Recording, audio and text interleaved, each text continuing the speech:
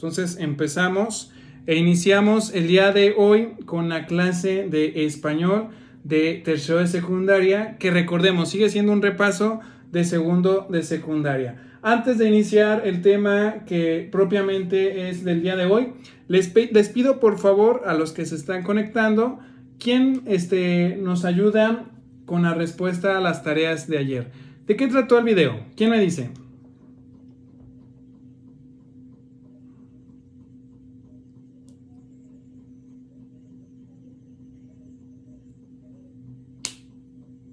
¿Nadie?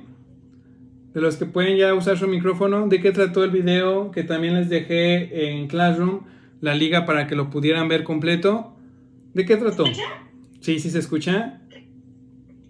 El video trata sobre cómo la lectura influye en el desarrollo de los individuos y las naciones. Nos habla de los beneficios de la lectura y de lo que podemos encontrar en la literatura. Opciones variadas para poder fomentar la lectura. Podemos compartir con los demás desde ciertas apps y páginas, donando libros de diferentes maneras. Muchas gracias, Ana Luisa. Efectivamente, ya Ana Luisa nos hizo un resumen muy rápido y muy bueno acerca de lo que decía el video.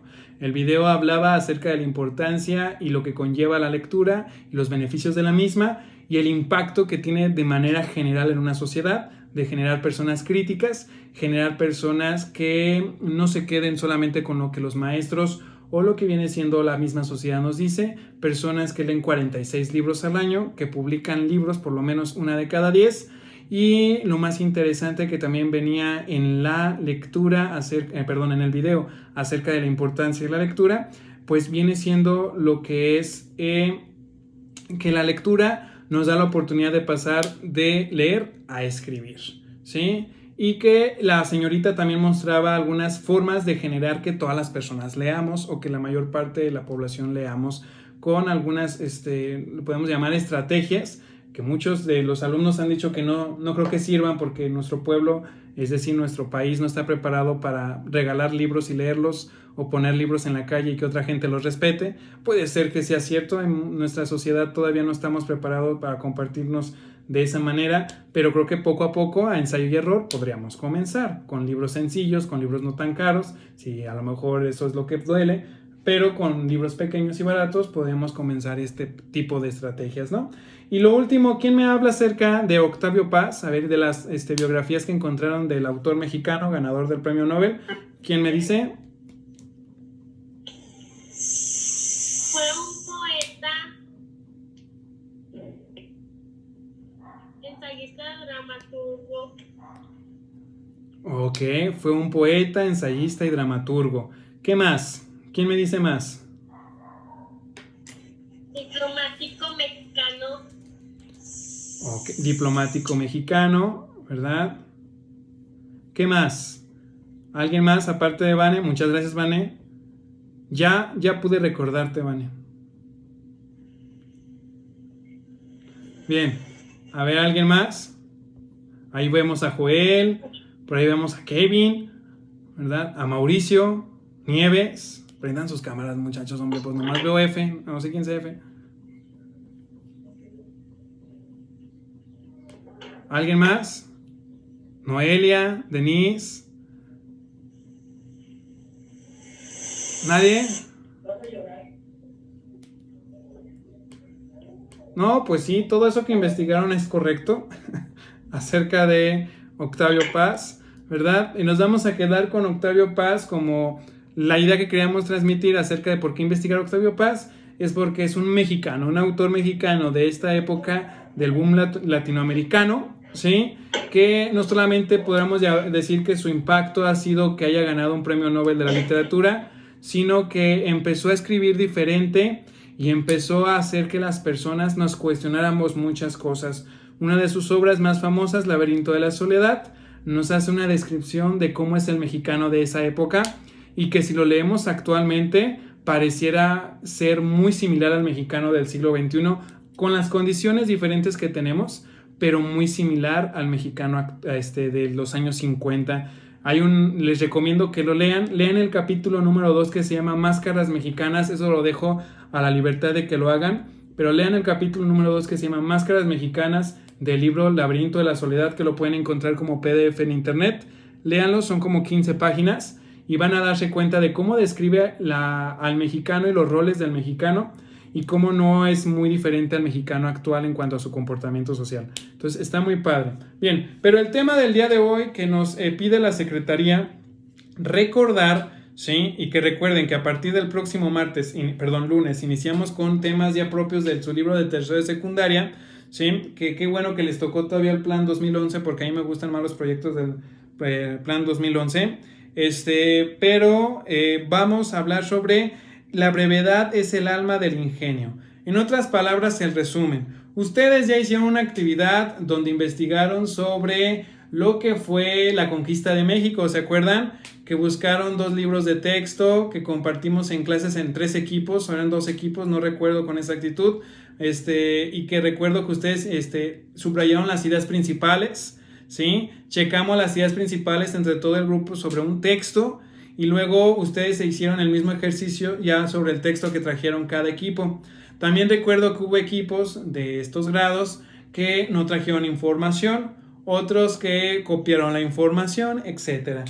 Pero la idea era que ustedes vieran lo que viene siendo los textos, sacaran las ideas principales, realizar un resumen de un texto y después conjuntarlo con otros textos que hablaran sobre el mismo tema, pero que tuvieran la manera de redacción o información diferente al primer texto seleccionado. ¿Se acuerdan de ese proyecto o de ese tema que hicimos en el salón?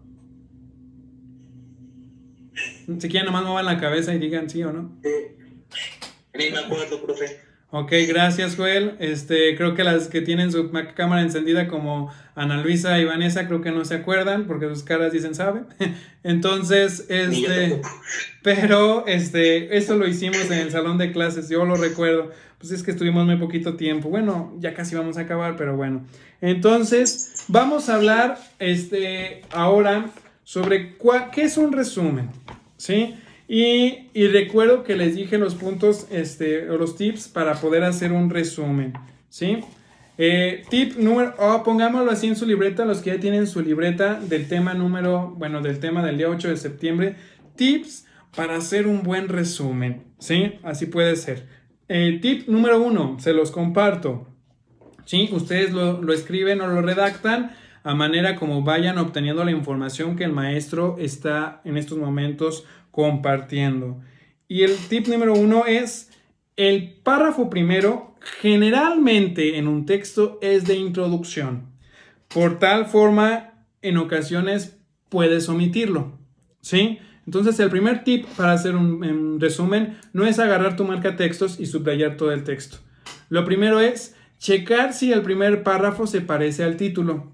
Si el primer párrafo se parece al título, no es necesario subrayar nada porque solamente es una introducción al texto. No vienen ideas generales, sino solamente repite lo que ya el título nos dijo. Bien, tip número 2. Un buen resumen nunca va a incluir ejemplos. El resumen solamente incluye ideas principales. No incluye, por favor, ejemplos. ¿Y cómo distinguimos un ejemplo? Cuando en el texto está acompañado por nexos de unión y el nexo más común que se utiliza para esto, es el nexo que es por ejemplo, ¿sí? Entonces nunca se coloca en un resumen lo que viene siendo los ejemplos. Recuerden que tenemos una mala costumbre de elaborar resúmenes mal hechos donde solamente subrayamos el texto, los primeros 2 renglones de cada párrafo, y cuando estamos escribiendo el texto en nuestra libreta, si vemos que ya es mucho, todavía reducimos lo que hemos subrayado. Entonces, eso no es un buen resumen. De hecho, es un mal resumen. Bien, siguiente. Los adjetivos en un resumen suelen omitirse. ¿Por qué? Porque cuando se utilizan adjetivos dentro de la redacción de un texto, es porque viene a explicarnos la idea principal, ¿sí? Por tanto, los adjetivos dentro de un texto a veces son accesorios a la misma lectura y pueden omitirse como idea principal si es necesario. Si no es necesario omitirla porque la descripción sobre algo es muy importante, podemos unirla a nuestro resumen. Ok, siguiente. Nunca conviertan una referencia en idea principal. ¿Qué es una referencia? Son frases que en los libros están señalados por comillas. Cuando un texto tiene comillas, hace alusión a que el texto no fue redactado por la persona que escribió el libro o el texto en específico, sino que lo ha copiado de un texto diferente. Por eso le ponen las comillas, que es lo que, recordemos, se le llama cita textual. Esta cita textual, por lo tanto, no puede estar incluida muchas veces en los resúmenes, sino que se omiten. ¿Por qué? Porque cuando un autor utiliza una referencia o una cita textual, solamente es para reafirmar lo que ya está diciendo. Ejemplo, si dice, el amor es una parte esencial del alma, así como lo dice la psicóloga Vanessa Guadalupe en su libro titulado El amor existencial. El amor forma parte del ser humano, etc. Todo eso que hago referencia a la psicóloga Vanessa Guadalupe no forma parte de la idea principal. La idea principal es mencionar la importancia del amor, ¿sí? Bien, último tip.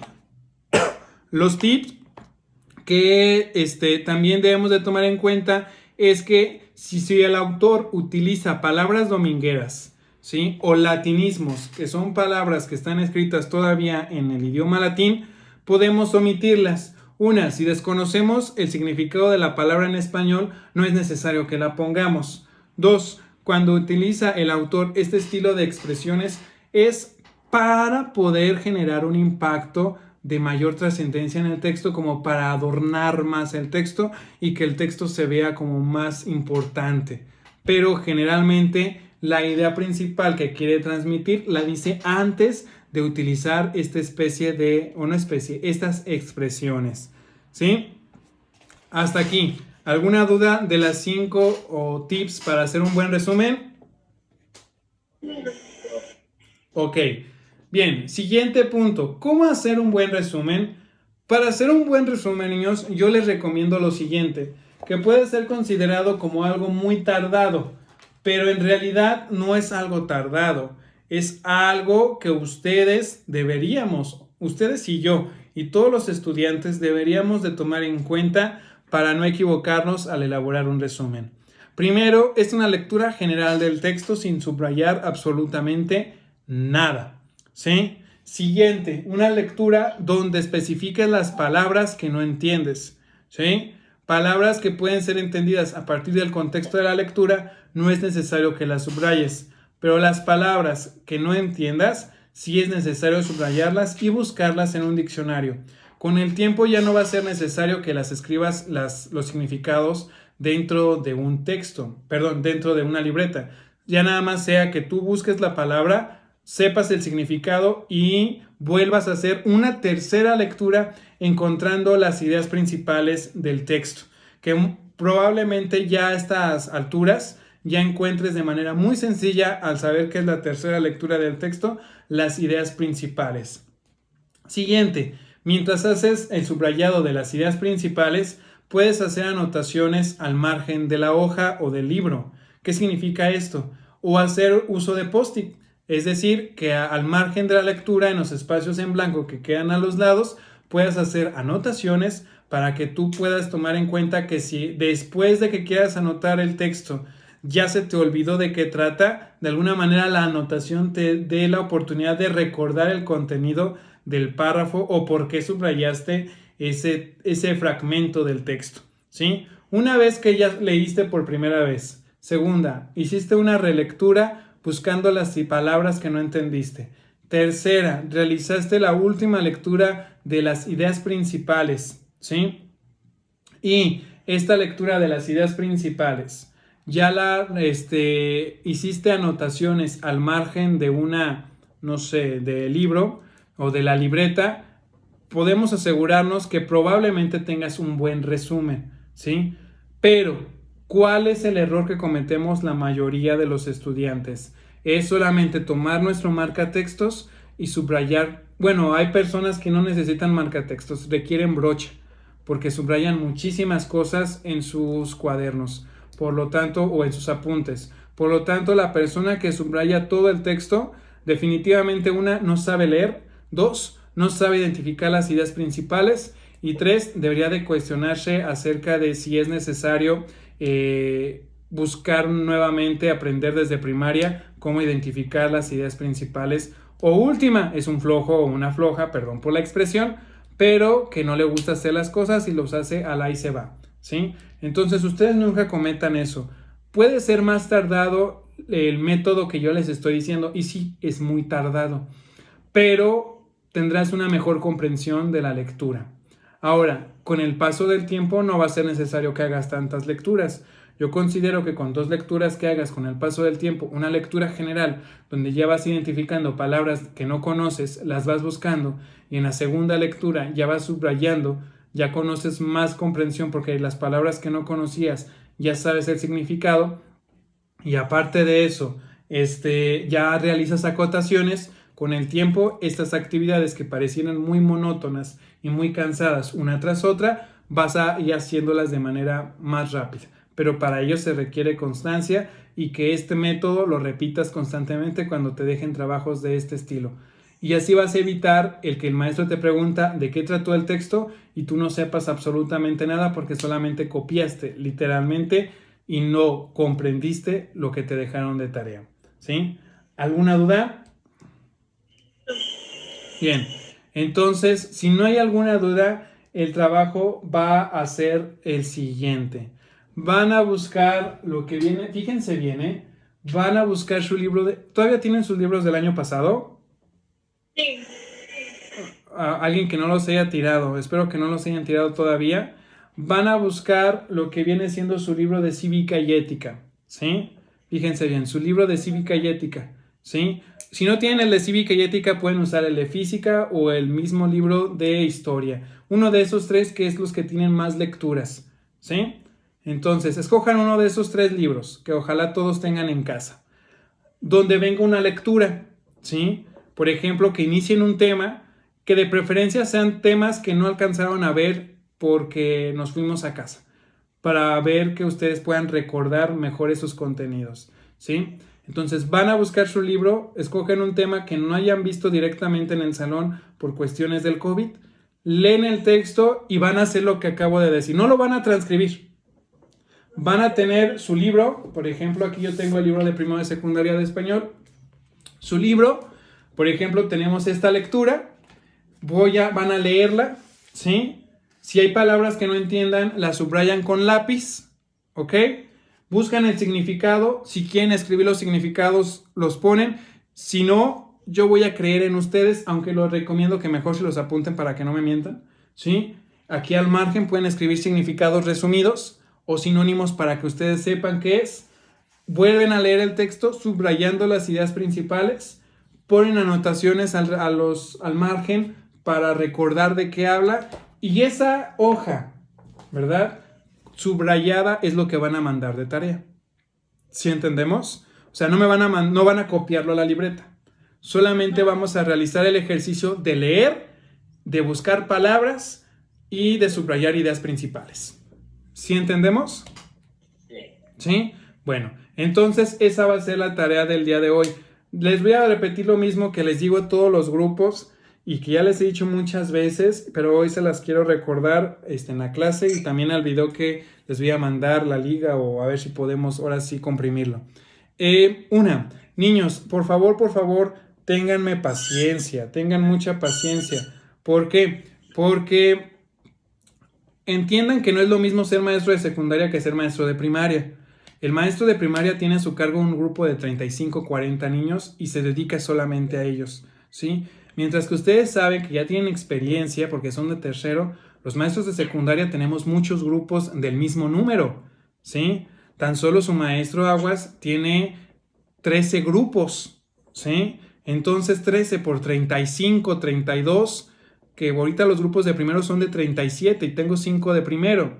Y luego ustedes 3 de tercero, ¿sí? Más los otros grupos del turno matutino que doy, ustedes ya sabían, ¿sí? Entonces, exacto, entonces son muchísimos alumnos. El detalle es que cuando mandan la tarea al mismo tiempo, imagínense los 350 alumnos mandando el trabajo al mismo tiempo, ni todo el día alcanzaría para revisarlos, o por lo menos para verlos todos, ¿sí? Entonces ténganme paciencia, los tengo que revisar, porque si no los reviso, al que van a regañar es a mí, no a ustedes, ¿sí? Porque mis autoridades me van a decir, a ver, la directora, el sub, a ver, maestro, enséñame los trabajos de Noelia revisados. Y pues si no le enseño los trabajos de Noelia revisados, no, entonces, ¿qué está haciendo? ¿Sí me entienden? Ténganme paciencia en ese sentido. Claro que vamos a estarlos viendo, pero miren, desde las 7 de la mañana no me he parado de este lugar. Es decir, he estado aquí enfrente de la computadora. Entonces, entiéndanme poquito, pero yo quería hacer esta interacción con ustedes porque creo que nos va a ayudar mucho. A nada más ver los programas de televisión y no saber ni qué hacer, ¿sí? Entonces, creo que esto sí nos ayuda y espero que nos beneficie a todos. Y díganle a sus compañeros del grupo, porque 3 grupos de tercero, solamente somos 16, 15, porque pues yo soy el 16. Así que por favor díganle a sus compañeros que se conecten a las videollamadas, porque miren, explicamos, creo yo, si no ustedes díganme, explicamos al grano, a lo que debemos hacer. Solamente es un repaso y la actividad ya es más simple. No es tanto de qué hago, qué leo, qué escribo, etc. Ya es nada más, por ejemplo, el día de hoy, la actividad es leer, subrayar y que tú me muestres tu resumen, ¿sí? Pero no quiero el resumen escrito, quiero el resumen de las hojas. ¿Ok? ¿Entendimos la dinámica? Bien, si no hay dudas y si estamos todos contentos, pues si ustedes ya comieron, pues provecho. Si no han comido, pues vayan a comer, descansen sus ojos porque es muy agotador estar enfrente de la computadora, el celular o la televisión por las clases y hagan sus tareas. Esperemos que ya pronto estemos en el salón compartiendo, ¿ok? Bien, entonces nos vemos, cuídense mucho, pórtense bien y coman frutas y verduras, ¿ok? Nos vemos y pórtense bien, bye.